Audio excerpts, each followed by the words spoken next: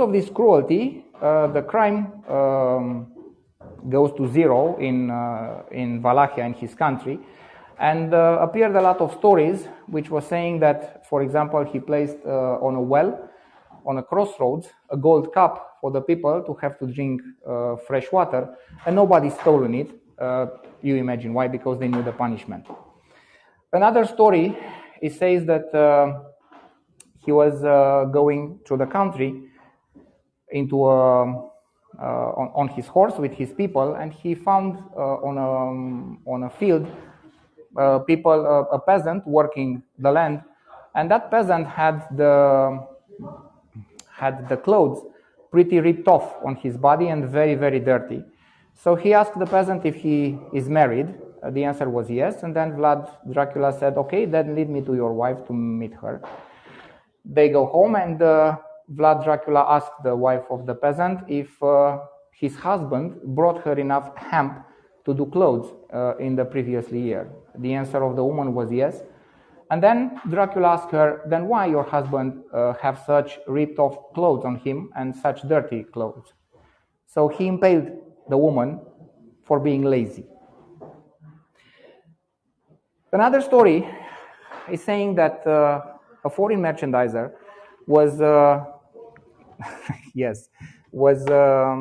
crossing Wallachia, and he stopped for the night on an inn to stay, to sleep, and he asked the owner of the inn, where should I let my bag of money?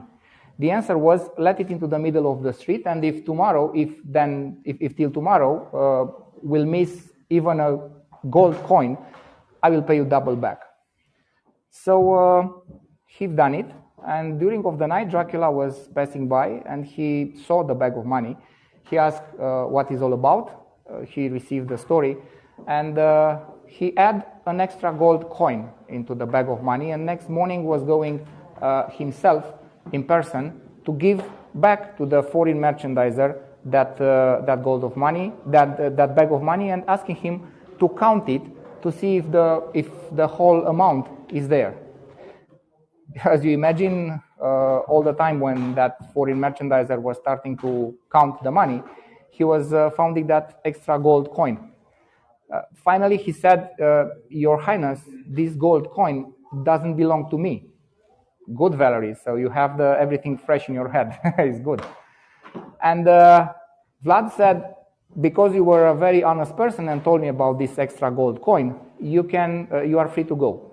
If you will try to hide me this, I had a spike prepared for you to execute you for not being honest. So he was an honest person, not only a very cruel person, but unfortunately for him, and lucky for me, because now I can present you his story, he had some commercial treaties with the German merchandisers from Brașov and from Sibiu, technically from Transylvania. You remember I've told you that those Germans were brought in here into this Romanian land occupied by the Hungarians to be merchandisers and artisans. So they do not respect the treaty, they break the treaty. And then Vlad attacked their cities, Brașov, which is my hometown, and Sibiu, trying to punish them. And he wasn't capable to conquer those cities, being very well fortified. If you will follow me, you will see my tour in Brașov.